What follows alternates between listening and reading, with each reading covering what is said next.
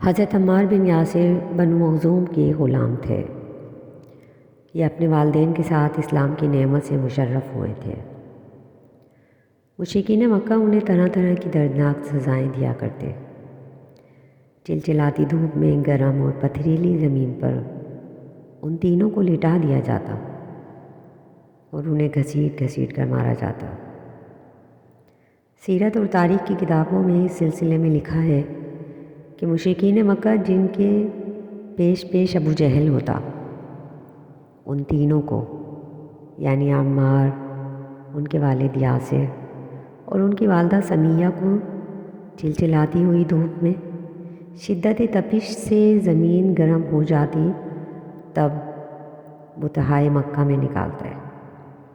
اور وہاں کی گرم زمین پر لٹا کر انہیں سزائیں دیا کرتے تھے۔ جب نبی صلی اللہ علیہ وسلم کا گزر ان کے پاس سے ہوتا اور آپ انہیں اسلام کی خاطر یہ سزائیں برداشت کرتے ہوئے دیکھتے تو کہتے، آل یاسر صبر سے کام لو، یقیناً تمہارے وعدے کی جگہ جنت ہے۔ اس دردناک عذاب کی تاب نہ لا کر عمار رضی اللہ عنہ کے والد حضرت یاسر رضی اللہ عنہ دنیا فانی سے رخصت ہو گئے اور ابو جہل نے ان کی والدہ سمیہ کو نیزہ مار کر شہید کر ڈالا۔ اسلام میں خلعت شہادت سے سرفراز ہونے کی سعادت سب سے پہلے اسی خاتون کے نصیب میں آئی۔ پھر اس کے بعد کفار مکہ نے حضرت عمار رضی اللہ عنہ کو طرح طرح کے عذاب دینا شروع کر دیے۔ چنانچہ کبھی تو انہیں گرم پتھریلی زمین پر لٹا کر، کبھی ان کے سینے پر گرم چٹان رکھ کر اور کبھی پانی میں ڈبکیاں دے کر انہیں اذیت سے دوچار کرتے اور کہتے،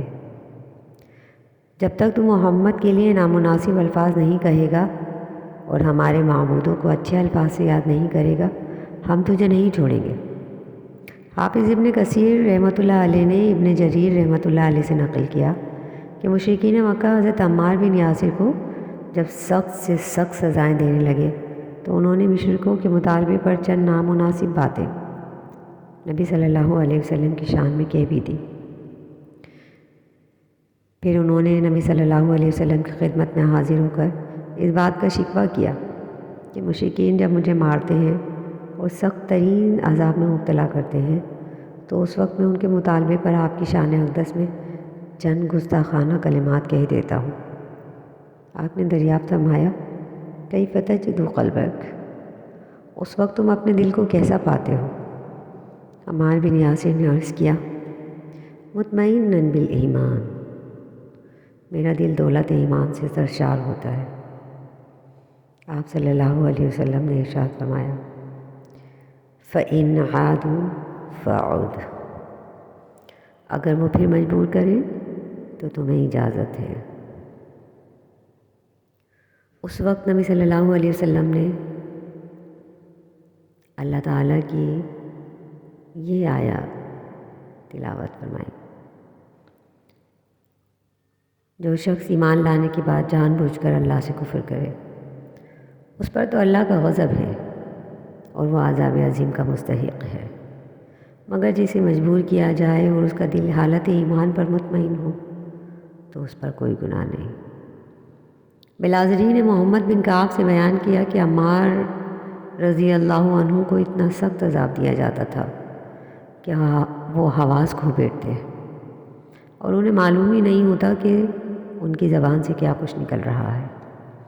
ابن سعد نے محمد بن کعب کے حوالے سے لکھا، مجھے اس آدمی نے بتایا جس نے عمار رضی اللہ عنہ کو صرف پاجامہ پہنے ہوئے دیکھا۔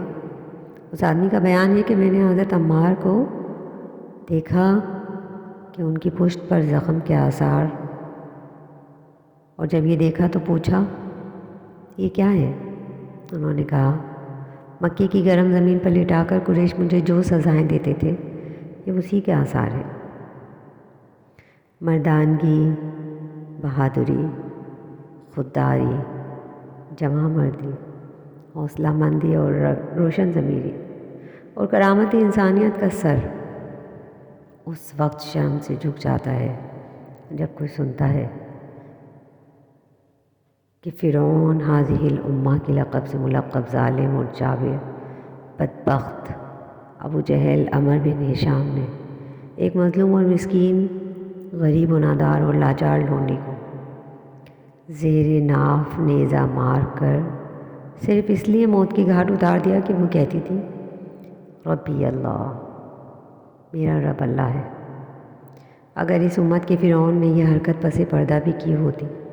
تب بھی وہ قابل سرزنش اور قابل ملامت ہوتا اور انسانیت اسے بخشنے کو تیار نہ ہوتی۔ پھر ایسی صورت میں اس کا جرم کس قدر قابل نفرت اور گھناؤنا ہو جاتا ہے کہ اس نے یہ سب کچھ قریش کی آنکھوں کے سامنے کیا۔